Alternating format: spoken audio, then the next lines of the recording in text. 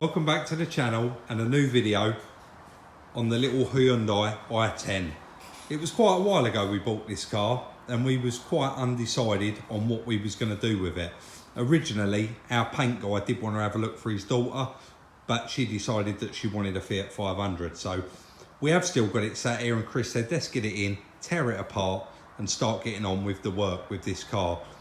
Just a little bit of back history about the car. As you can see, it's just unloved. It's quite a nice little car, done 30,000 miles. And you can see when they've pulled up at home and their gates are shut, they've used the car to open the gates. When they've gone shopping and they've come along with their shopping trolley, they've leaned it up against the car. It's just all round. We'll start on this front wing. You got chips here, scratches up here, more scratches. That wing is probably just going to want flattening off and painting. The door, it's got a little bit in it here. All this stuff we are going to concentrate on and try and get some of this done. The seal has various little marks and dents all around it. So that's probably going to be the most of the work. Again, you've got some scrapes in the door. You got it where the door's been opened here and smacked up against probably someone's brand new Audi. No, where the door's hit something. Various scratches and little marks through that door. You got a chip around the fuel flap here. In the boot lid, tailgate, again, got some scratches. Little kid's been practicing their artwork on there by the look of it. It's had a previous smart repair done by somebody, so this back bumper, it's no good, it's going in the bin. We need a back light for it. Again, this quarter panel, various scratches and marks. Although they look like they will come out, all of those, we're going to be having the side of it painted, and it's just best to get that done. That door, again, no real major damage, just some scuffs on the mouldings. Initially we was going to pull them mouldings off and see what it was like behind them and try and tidy it up, and then Chris said, Rob, they're all actually pushed in there through the doors. Again, the seal got a few bits on it all around it, and the driver's side door is probably one of the worst because it's got a big dent through there, scrape through here, and loads of little chips and dings. Driver's side wing, again, we've got one little mark in it. The roof, thankfully, and the pillars that go all the way round to the quarters are okay. So that's a big part of it, saved there. We've opened the bonnet, and I can't remember what the bonnet actually looks like, but fingers crossed that should be okay as well. I'm outside doing another job. Chris is going to actually walk around this, thin her off, get as much of the marks off as he can. He's then going to go around with a pen and mark every area that we're going to be working on. And you're going to be stripping the bumpers off, mate, right? And also stripping off the front and back bumpers. Let's crack on, get involved and see what we can do with this little car.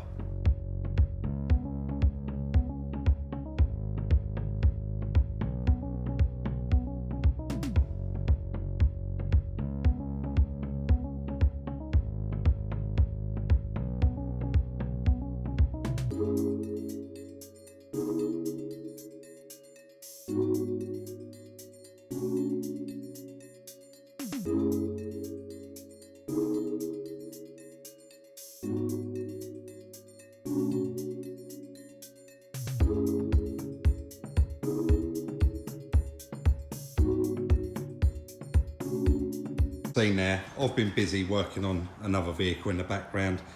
Chris has stripped this all down and made a start on it straight away. We went round and explained the damage and he's found quite a bit more, but that wing, he said, was actually touching the door, and where that bumper has took a bit of a smack there, it had bent this bracket. So it was quite simple. He's got the slide hammer there with a hook on it. He's hooked behind it. He said he'd give it one little tug and it's put the wing gap back perfect. So he has been back, he has been round it like an insurance assessor with the red pen. He's removed those trims, removed all the indicators, bits and pieces, but I'm just going to walk around and show you all of the bits that he has marked off where there is dents or imperfections in the car. I mean, you can see those two little dents there. We thought that we was going to get away with basically just having a blend from here and then having the whole sides painted, but we didn't notice that up there earlier. We might be able to get it out, but we was kind of hoping to just have the sides painted. But yeah, all the damage is marked there. In the boot, I mean, there's just marks everywhere in it. Then moving round to the passenger side. That actually looks like it's all dented in there, but it's the sunlight. But as you can see, there's just so many little marks all around it. Up here we're okay, this side. But all very repairable, and I mean, these are very, very small imperfections. I mean, that piece there where that's bent in, once that's bent out, there's going to be very minimal damage there. And down there, they are actually going to be the worst parts. It's going to be very, very minimal filler in this because of these tiny little dents. But he's really moved along and stripped it out, and he's done it quite quickly actually. So we'll just carry on and start trying to get some of these dents out as much as we can before we start the filler work. It's the next day and we're back on it today. We have pulled out the scissor lift from underneath the Range Rover. We did need to give it a good sweep out under there, blow all the tyres up and the suspension anyway, and get that moved forward to create a bit more room for us. I'm just going to quickly pick up on the Range Rover while we're pointing at it.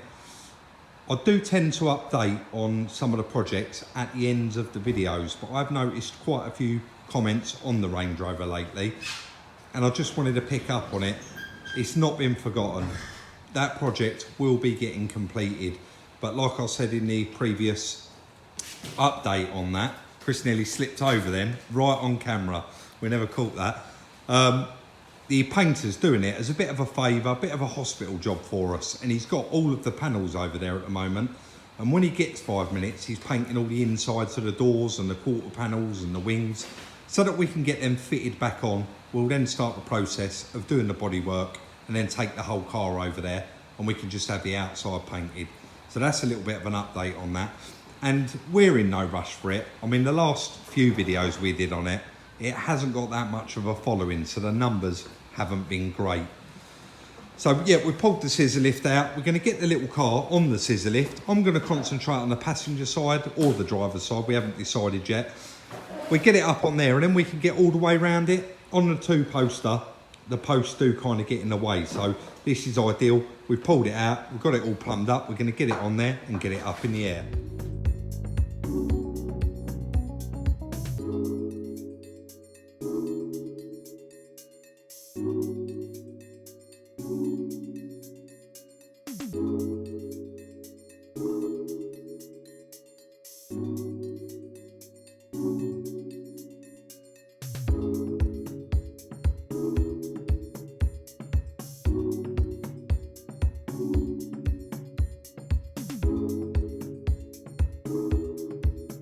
Breakers. Managed to find one of these little I10s. It's got a perfectly good rear bumper on it, but that is about the only part on here that we're going to be able to use. Unfortunately, the light that we need is missing, so yeah, I'm just going to get that bumper off and grab some clips out of the door moulding, and that should be it.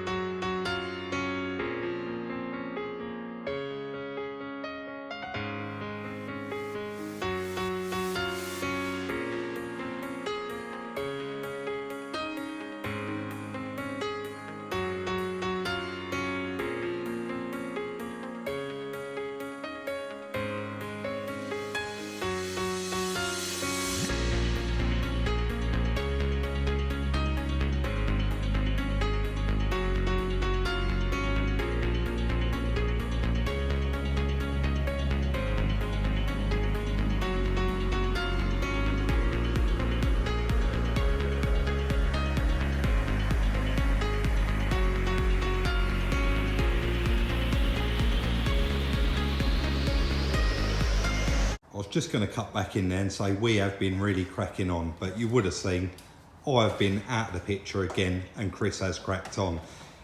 One job comes up after another with us, and I knew that my truck MOT was due on, my MOT on my truck was due, and it turns out it was overdue. And Chris said, yeah, well, mine's overdue as well. It ran out yesterday. So I've been out MOTing them, the fleet, and Chris has cracked on in here. I know it was a bit of time lapse, but he went round, knocked out as much of the dents as he could, and he's gone round and skimmed them up already. So this side now is going to want flattening back and finishing off. And then he went straight round, started on the passenger side, got all of the dents out of it. That bit of the door there, he used some plastic wedge in there and then beat it all, got it completely flat, and it's got a skimmer filler in there. And as is the rest of the car, the sills had a bit of a repair there where it had a dent and one there, and the bottoms of those doors.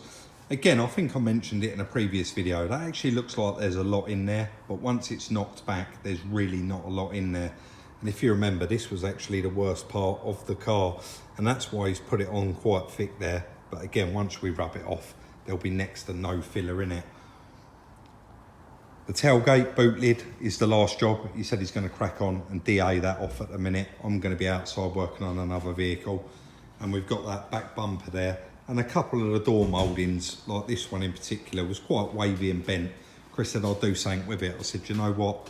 While I was down there, they had them for this car, so I grabbed them while I was there. They was sitting on top, but they must have fell off. Anyway, enough waffle. Let's carry on with it and try and get it done. So we're really moving along with the little i10. Chris is just finishing off the last little bits of the car now, and he doesn't need two of us to be there. In a moment, we'll be moving on to the clean-up process before we get that bagged up and start the primer process. And I just said to Chris, do you know, while you're doing that, I've just ordered all the bits. I'm actually going to go round. So many of you, since we started the channel 18 months ago, always ask for a workshop tour. And it's not something that we've done before. And if you are interested in this bit, if it does turn out to be quite interesting, that's something that we would do in the future. So I'm just going to walk around and do a little bit of a tour to put in the video why he's doing what he's doing there, and hopefully you do enjoy it.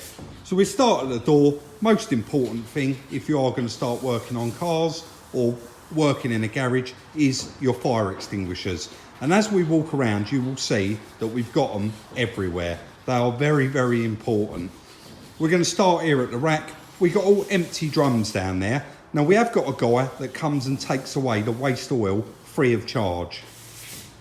So we fill up these drums, he turns up and he empties all the drums into his big drum and then gives us the empty ones back. Then we've got a metal rack. What we do use quite a lot of them bits all the time. Got some angle iron, got some tubing, some box section, and then all of our little bits underneath that we use that you've seen all the time. Just there we've got the dozer. It's going to be a bit tight going through here, guys. I know I've got to be careful because Chris is there. But we've got the dozer there, trolley jack, all the axle stands under there. And these blue boxes, people always mention these blue boxes. What have you got in them? Well, as we know, Chris is a bit of an all-rounder and he does a bit of anything. And you can see just by looking in these boxes. Cable, he does all of his own stuff basically. And everything we need is always inside these boxes. Up there a bit higher, you can see there's tubing. We've got all our other suppliers up the top there, but there's bits of everything in here. But on these lower down boxes, these are all old jig clamps, like this in this box here. Ford Escort van. So he's got all the jig clamps in them, and people will be wondering, you know, why have you still got them? The chances of doing an Escort van are slim, but we will end up using them for something, or Chris will make something from them, so nothing gets thrown away. Got another one in there, I don't know if you can just read it, Rover 200. When was the last time you done one of them? Oh, 15 years. 15 years ago. That So was a race car. Oh, was it? Yeah. Right. So the most important thing in this workshop, I'm sure I've got my priorities wrong here, but it is that log burner, and as you can see, my chair's right in front of it. Sorry, I'm missing. There's another fire extinguisher there. There's also another one here and a fire blanket. Yeah, the log burner's there, fully stocked up. On to nuts, bolts, washers. This is a rack that we use all the time and we try and keep it stocked up. Spire clips, all different sizes. Bolts with built-in washers. Bolts, flange nuts, sorry. bolts with built-in washers. What am I talking about? We've got all the rivets there, all the different sizes. We've got the bolts there with the flat heads and the Phillips heads, small springs, large springs, bleed nipples, south tappers, all the electrical connectors. We pretty much try and keep everything in stock. We have been down to the stockists this morning. I'll move on to the other rack in a minute because we was running low. And that is a good time to mention them actually. And I asked them for this sticker because we'd really like to give them a mention. They're not, I've only been using them since I've been working with Chris, but Chris has been buying his stuff from these for the last 25 years. They're a small family run business. They know their stuff. They're very, very friendly and very helpful. And we are always around there getting our bits. So we've been around there this morning and got our supplies, gloves, glue, Scotch-Brite, stopper, everything we need around there, local. If you are local, look them up, guys, and I'm sure they'll look after you and hook you up. Moving on to this little cabinet, I am trying to stand back because I know quite a lot of you say, Rob, we didn't see it. We've got in there fuses, bulbs, clips, trim, you know, we've got bits of everything in there. And we try and stay on top of that so that we've got everything we need. We don't have to go out for anything. We've got the big press here. We don't use it a lot, but as you can see, the last time it was used, Chris has popped that ring gear off. The other really, really important thing in this workshop is the flammable cabinet. And as I'm sure you can already guess what we keep in there is all the flammable products. So thinners, paints, white spirits, all that sort of stuff. We keep it all in this cabinet because it's a fire cabinet and that is where it needs to be. If there's ever a fire, it's got some time. Moving into the little rack in here, this is where we keep all of them nuts and bolts that we've been stocked up on. And as you can see, we have literally run out of pretty much everything that's popular. 6mm flat, 6mm spring, the washers, 8mm spring, 6mm lock nuts. You know, we've used all them up, so we're restocking all of these now. Moving into the tool room, I'm not going to get into too much in here, but we've got all heavy duty spanners in here that we don't use a lot, but like massive Stilsons, adjustables. Yes, we have got a dent puller. I know a couple of people have mentioned that. Seal clamps. Got the seal clamps here. You've seen us use them in various videos. Various pulling clamps for pulling out the vehicles. Underneath here we've got the pry bars, and these are clamps that Chris has made up over the years to actually pull vehicles. So I'm not going to go into all that too much. In here I think we got like trim clips, relays, electrical connectors. We got cabinets full of it. Pull out a couple of these quickly. Washers, nuts and bolts. I know this one in particular is my favourite one. Black screws, all sizes, all different thicknesses and lengths. And I know somewhere we've got a drawer with exactly the same, but all in silver. Again, we've got more rivets there. So we've got all those bits that we use all the time. Moving on to Chris's toolbox. That's our spanner drawer, you know, and we try and keep it like that. Every day, once we're finished, we clean everything, wipe it over and put it away. We've got all the brake spanners there. Excuse me. 13 mils.